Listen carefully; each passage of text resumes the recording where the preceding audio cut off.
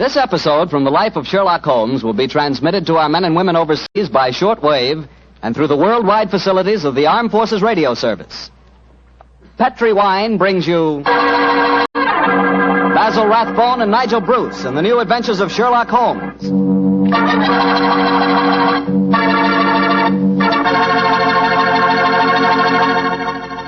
The Petri family, the family that took time to bring you good wine, invite you to listen to Dr. Watson tell us another exciting adventure he shared with his old friend, that master detective, Sherlock Holmes.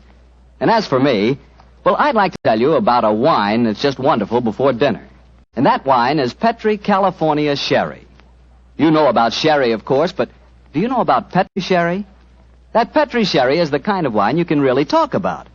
It has the look of quality, a rich, dark amber color. And it has the aroma, the bouquet as the experts call it, of wonderful sun-ripened grapes. And flavor? Well, if you want your wine to taste good, Petri Sherry is the wine you want. It's really delicious. Oh, and incidentally, if you like your sherry on the dry side, you know, not sweet, Petri makes a pale dry sherry that's out of this world.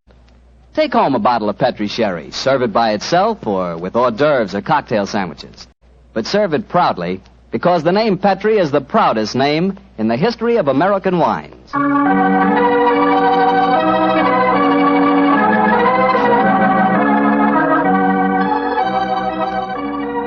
And now for our weekly visit with the good Dr. Watson. I'm sure he's expecting us. Come in. There you are, Mr. Bartell. Good evening, Doctor. Oh, no, don't get up. You look much too comfortable. Take off your overcoat and come and join me. Well, I enjoyed your story of a scandal in Bohemia last week, Doctor, and tonight you promised us a sequel. Yes, that's right, Mr. Bartell. A sequel that took place over 20 years afterwards, in 1909 to be exact.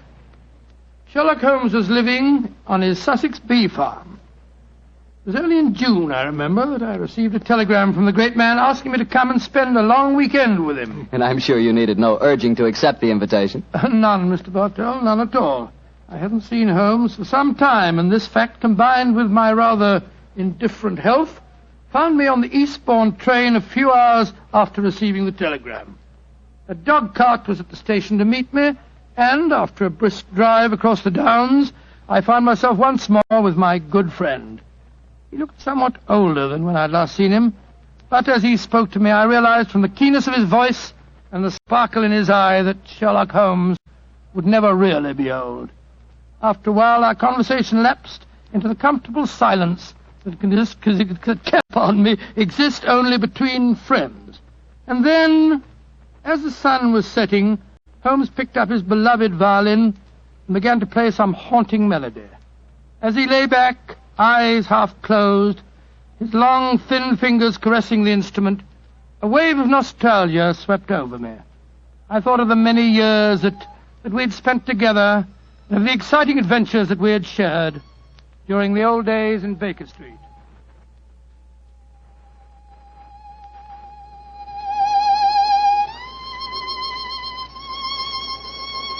Beautiful. Quite beautiful. Thank you, Watson. You look uncommonly wistful, dear chap. You thinking of the old days? Yes, Holmes. I was. So was I. Oh, well. Those were exciting times, but it's comforting to think that now we will not be disturbed by a jangling doorbell, followed shortly by some poor devil in trouble.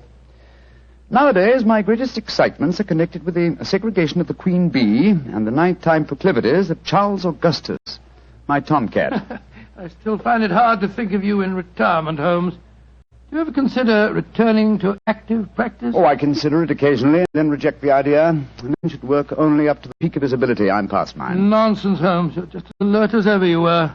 Mentally, perhaps, but not physically. Would you consider handling a small problem in England? Oh, if it's a personal problem that affects you, my dear chap, you know I'll do anything I can. Well, it's not exactly my problem, Holmes, but there was a charming young girl on the train. We got into conversation and... You don't age at any rate, old chap. You're just as susceptible as ever. No, Holmes, let me finish.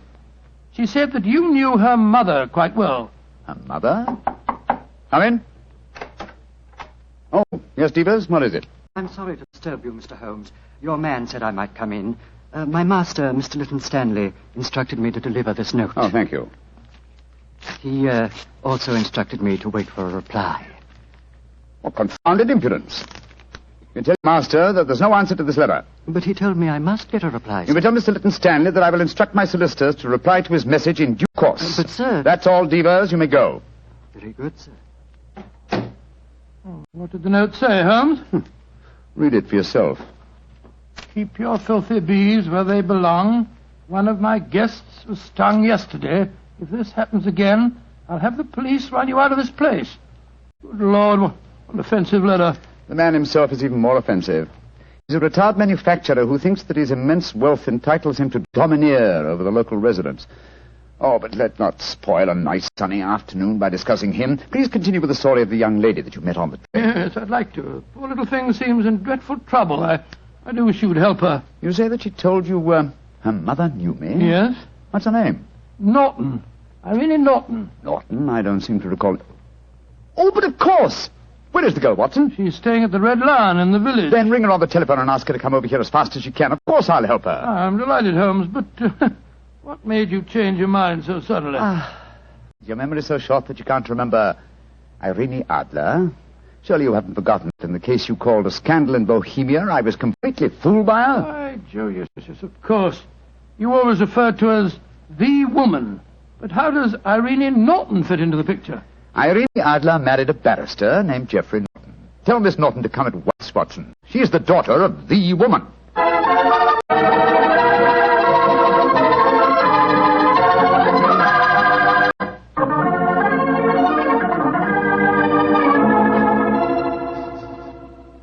Mr. Holmes, I've heard so much about you from Mother. She says you're the cleverest man in England. Your mother flatters me, my dear child. She herself was much more clever than I. In fact, yes. Did she ever tell you about the circumstances under which we met? No, Mr. Holmes, though she did tell me that you were a witness when she and my father were married. Very true, my dear, very true. Though the occasion was a little, well, shall we say unusual? Look here. This golden sovereign I wear on my watch chain is a memento of that day. I also have a charming photograph of your mother. You must have known her quite well. How about telling Mr. Holmes about your troubles, my dear? Yes. Reminiscences are charming, but they can wait until we've dealt with your problems. Mr. Holmes, I'm being blackmailed. Oh, I'm sorry to hear it. By whom? By a neighbor of yours, Mr. Lytton Stanley. Do you know him? Oh, yes, indeed I As a do. matter of fact, Mr. Holmes received a most offensive note from the gentleman less than an hour ago. What hold does Mr. Stanley have over you, my dear? He has some letters, some rather indiscreet letters of mine that I wrote to a friend of his last year. How did he obtain these letters, Miss He Norton? must have stolen them. I don't know how, but when I was staying at his house a few weeks ago, he told me that he had them and asked £5,000 for their return. Gracious me. And why should he consider your letters, even indiscreet letters, worth so large a sum? I'm engaged to be married to Lord Weston's son. That awful man, Lytton Stanley, knows that if my fiancé saw the letters, the marriage would never take place. They must be extremely compromising. They aren't, really. But I was much younger when I wrote them. In fact, I was only 17, and I'm afraid they could easily be misconstrued. Have you told your mother? Oh, no, she'd never understand. She might surprise you on that score, I think. How about your father? Daddy's a barrister. You can imagine how straight-laced he'd be about the whole thing. That's why I came to you, Mr. Holmes. Oh, I see. You feel that I am not so, well, shall we say, straight-laced? Of course you aren't. Mother's told me about you, and in any case, I've read Dr. Watson's stories. Watson, my dear fellow, your stories will land me in serious trouble one of these days. What are you suggesting Mr. Holmes can do for you, Miss Norton? Get the letters back for me. But how? Steal them, of course. Really, my dear, I hardly think you... No, my dear Watson, don't be shocked. Miss Oh. Norton is a forthright girl, like her mother before her. It's most refreshing. Mr. Holmes, you can't say you won't help me. No, I don't think that I can say it. In any case, I have a slight personal score to settle with Mr. Lytton Stanley myself. He's rude and has no understanding of bees. But how are you going to steal the letters? That problem requires a little thought, old chap. I can tell you how to do it, Mr. Holmes. Oh, really? This is delightful, my dear. You've explained the problem and also the way of solving it. How easy a detective's work might be if all clients were equally helpful. Tell me, what is your plan? Tomorrow is a servant's half-day off at Mr. Lytton Stanley's. He'll be alone there during the afternoon. How do you know that fact? My maid was keeping company, as they say, with Devers, the butler, when I was staying there a few weeks ago. She found out everything from him. My letters are kept in a filigree box in his desk. With your enterprise, my dear, I'm surprised that you didn't try and open the desk yourself. I did. But it's very sturdy and has a combination lock. However, I'm sure that you and Dr. Watson can think of some way of getting the letters, particularly if Mr. Lytton Stanley's alone in the house. We shall do our best, Miss Norton. Promise me one thing, though, both of you. Oh, what's that? Don't read the letters, will you? I'm really rather ashamed of writing them. Oh, of course we won't, my dear child. You're both so sweet to me. How can I thank you? Thanks would be a little premature, but you could do us a favor. Of course. What is it? Your mother had a beautiful voice, I recall. I wonder if you inherit her talent. I do sing, though I've never done so professionally, like Mother. And I've never played the violin professionally, but perhaps between us we could give Watson a little concert? That's a delightful idea. We can't do anything until tomorrow anyway. What would you like to sing? Songs my mother taught me. Really remarkably appropriate. In the days long vanished, seldom from her. Charming. Tonight, music, and tomorrow, a touch of daylight robbery.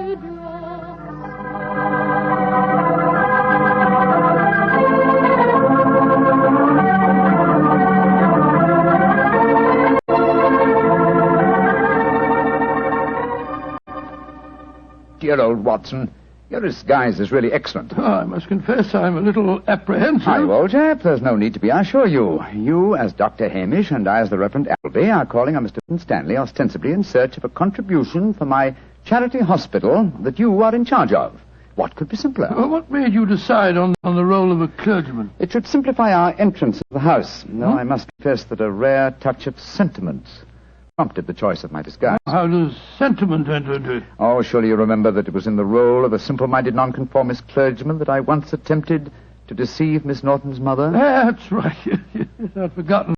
That woman really fascinates you, doesn't she? She does, old chap.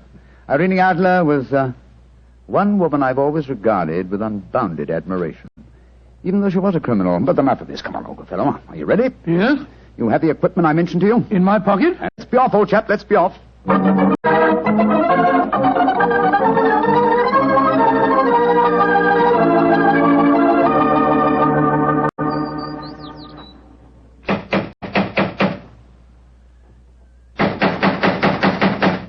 If he's home, why the devil doesn't he answer the door? Come, my dear Reverend Appleby. For a parson, your language is hardly appropriate. I'm sorry, Dr. Hamish. Here comes someone. Yes, Mr. Lytton Stanley? that's my name. Mine is Appleby, and this is my friend, Dr. Hamish. I'm proud to meet you, sir. I've heard a great deal about you. What can I do for you? If we could come in for a moment, I'll explain our mission. Very well. Come into the study. We're raising a subscription list for a charity hospital at Paddlewaite, just across the Downs. You're a prominent resident here, and we thought that you'd like to donate a few guineas. I'm really not very interested. I've given as much to charity this year as I can afford. Well, it's a fine cause, sir. I'm giving my medical services 3 days a week, and the Reverend Appleby is donating his services too. Who else has contributed to this fund? All your neighbours, sir. We just came from the bee farm over the Downs. The owner, Mr. Holmes, gave us a cheque for 5 guineas. Holmes gave you 5 guineas, did he? Aye, a very nice gentleman, Mr. Holmes. We're proposing to name a ward in the hospital after him. Is this list of subscribers going to be published in the paper? Oh, yes, Mr. Lytton Stanley. I'll give you 10 guineas. 10 guineas. thank you, sir. Very Thank kind of you, sir, I'm sure. I'll get my checkbook. It's in this desk. Quick, Watson. The chloroform. Right. Now, who do I make this check payable to? Go on there. Hold him still, Holmes. Hold him still.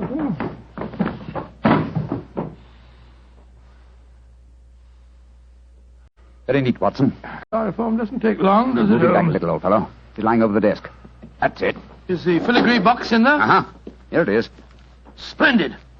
Holmes, don't open it. You promised that you wouldn't. I just wish to make sure that... Make sure of Who what the- was there, Mr. Sherlock Holmes. Who there? Oh, no, don't move. I have a revolver, and don't turn round. Place the box on the table, Mr. Holmes. And put your hands up, gentlemen, both of you.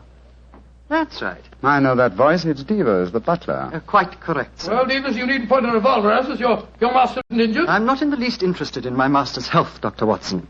In fact, if he were dead, I should be delighted. Now, what are you up to, Devers? I'm taking advantage of a situation, sir. I've been trying to open that desk for weeks. After such kindness on your part, sir, I hate to seem ungracious, but I'm dreadfully afraid I shall have to kill you. To kill both of you.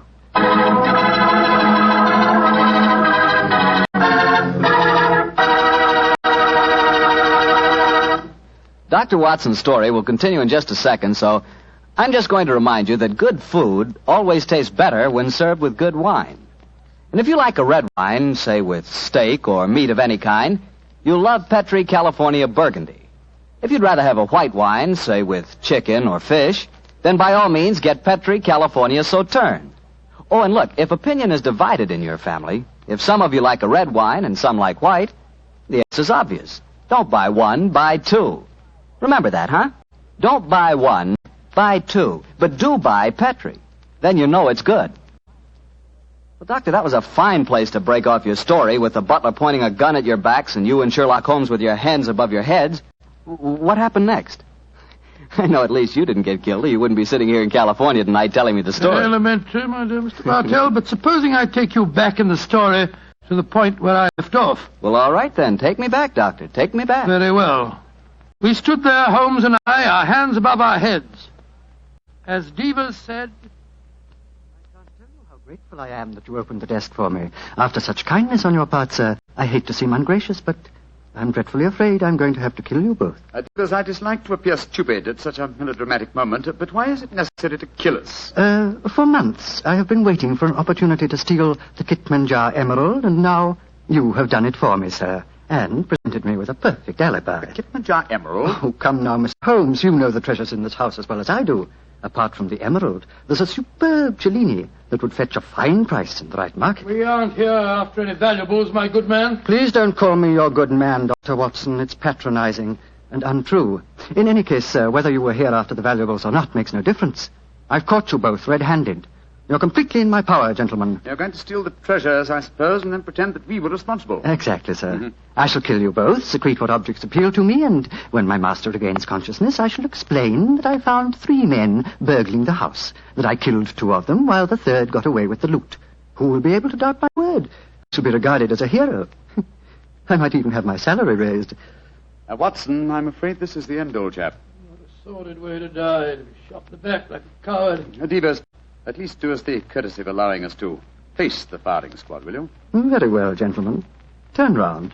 But don't try any tricks. One last request. What is it, sir? I'm beaten, and I admit it. I'm getting old, but in my heyday I've crossed swords with some of the greatest criminals in Europe. My life has been attempted many times, but I've always escaped. If this is to be my swan song, at least give me the privilege of shaking the hand of the man who has at last bested me. Well, sir, I feel that I'm stepping a little out of my station, but I suppose the situation is unusual. I hope you don't object to the left hand, sir.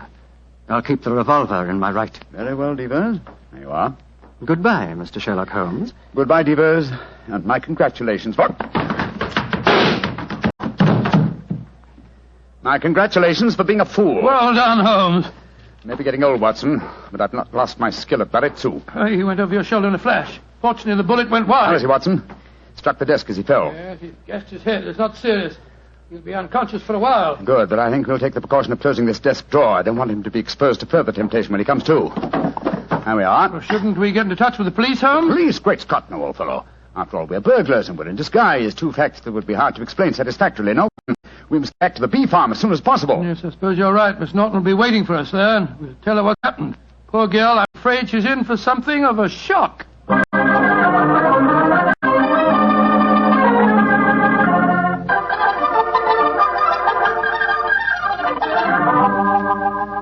Mr. Holmes, Dr. Watson, I'm so glad to see you back again. Did you get the filigree box? Yes, Miss Norton, here it is. But, Holmes, I didn't know that you... Miss Watson.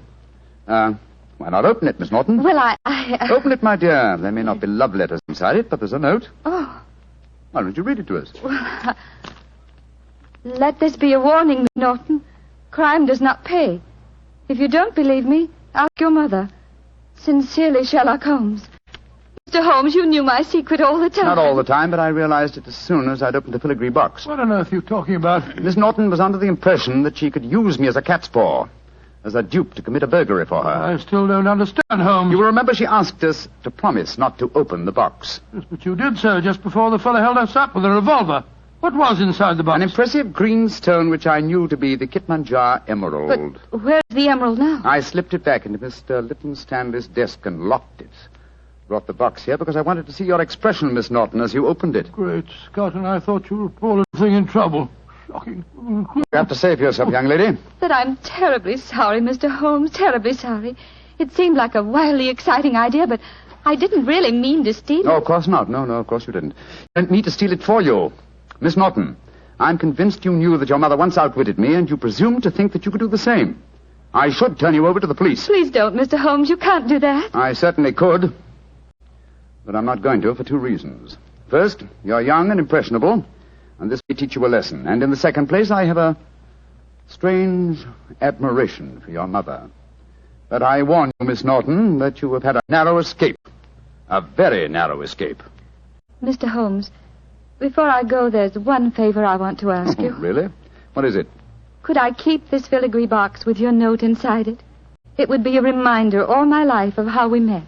Ah, what do you say, Watson? Well, it isn't your box to give, Holmes. That's true, old fellow. That's quite true. But I fail to see how we can return it now without disclosing our own share in the attempted robbery. In any case, I don't like Mr. Lytton Stanley. I think we might indulge in a little petty larceny without feeling too guilty. Very well, Miss Norton.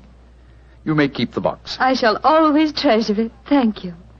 Goodbye, Dr. Watson. Don't think too badly of me. Goodbye. Good night, Mr. Sherlock Holmes.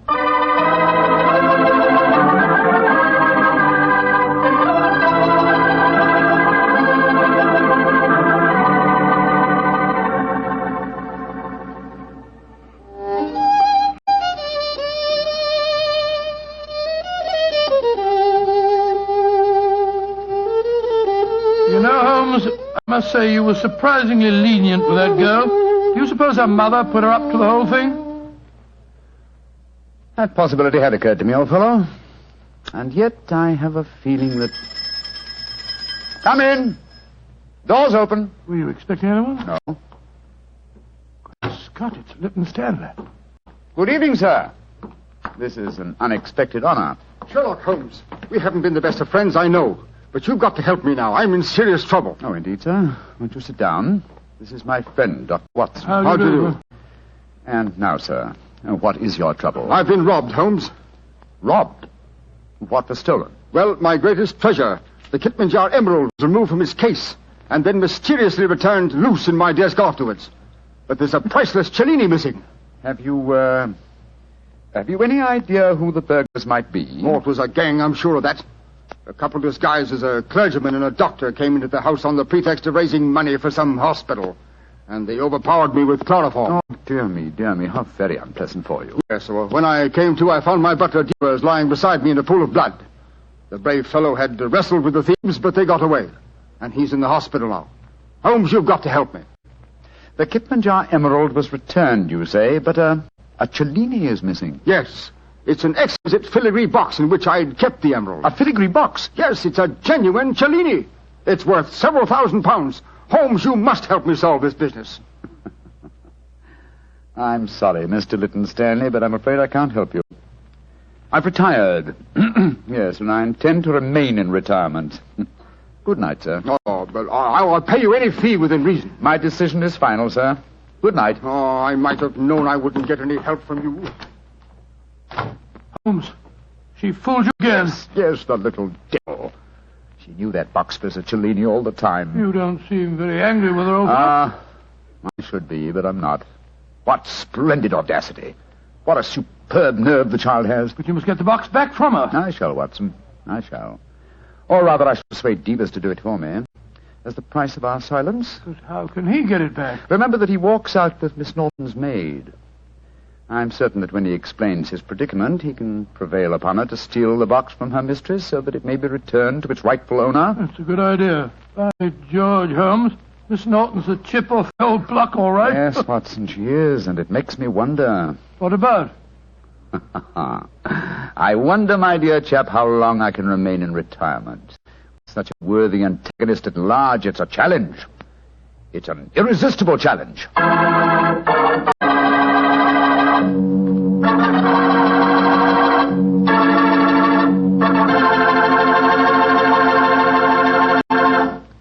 You know, Dr. Watson, I just can't get over the way you and Mr. Holmes let that girl, Irene, was that her name, pull the wool over your eyes. Why, she really twisted you around her little finger. Mr. Bartell, I don't like to make extremely positive statements, but I'm sure that if you were in my shoes, Irene would not only have twisted you round her little finger, but she'd have had you rolling about in hoops and standing on your head. You mean she was that beautiful? Mr. Bartell, she was so beautiful that she'd make you forget all about Petri wine. Dr. Watson, no girl is that beautiful. Oh, how young you really are. Well, maybe so, but there are lots of pretty girls in this world and only one Petri wine. That's because there's only one Petri family that's been making wine since the 1800s. And believe me, because the Petri business has always been family-owned and operated, they've been able to hand on down from father to son, the highly skilled art of making fine wine. And those generations of winemaking add up to a lot of experience. The Petri family really knows how to turn luscious California grapes into fragrant, delicious wine. That's why, no matter what type wine you wish, you can't go wrong looking for the label that says P-E-T-R-I, Petri, because Petri took time to bring you good wine. Well, Dr. Watson, what story are you planning to tell us next week? Well, now, next week, Mr. Bartell, is the day before Christmas, so I'm going to tell you an adventure that took place many years ago and involved Holmes and myself in one of the most fantastic Christmas Eve situations in which we ever found ourselves. I think you'll like the story. I call it The Night Before Christmas. It sounds swell, Doctor. Oh, thank you. Oh, by the way, before I go, Mr. Bartell, I'd like to remind our listeners there's no better way to spend money than to spend it on Christmas seals. Every penny spent on Christmas seals not only helps cure tuberculosis, but it also helps prevent it right in your own community. Your purchases of Christmas seals in the past have saved thousands of lives. Keep saving lives. Buy all the Christmas seals you can afford this year. Now, won't you?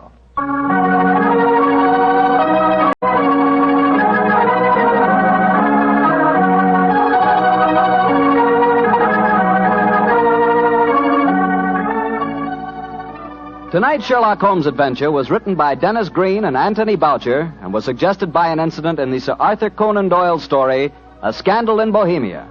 Music is by Dean Fossler. Mr. Rathbone appears through the courtesy of Metro-Goldwyn-Mayer, and Mr. Bruce through the courtesy of Universal Pictures, where they are now starring in the Sherlock Holmes series. Basil Rathbone's new Columbia record album, Robin Hood, is now available at your music store.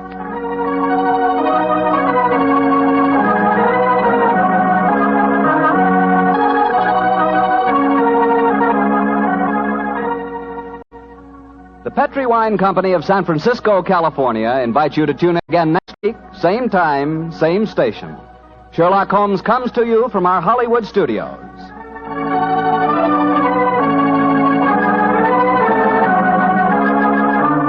This is Harry Bartell saying goodnight for the Petri family. For a solid hour of exciting mystery dramas, listen every Monday on most of these same stations at 8 o'clock to Michael Shayne, followed immediately by Sherlock Holmes. This is the Mutual Broadcasting System.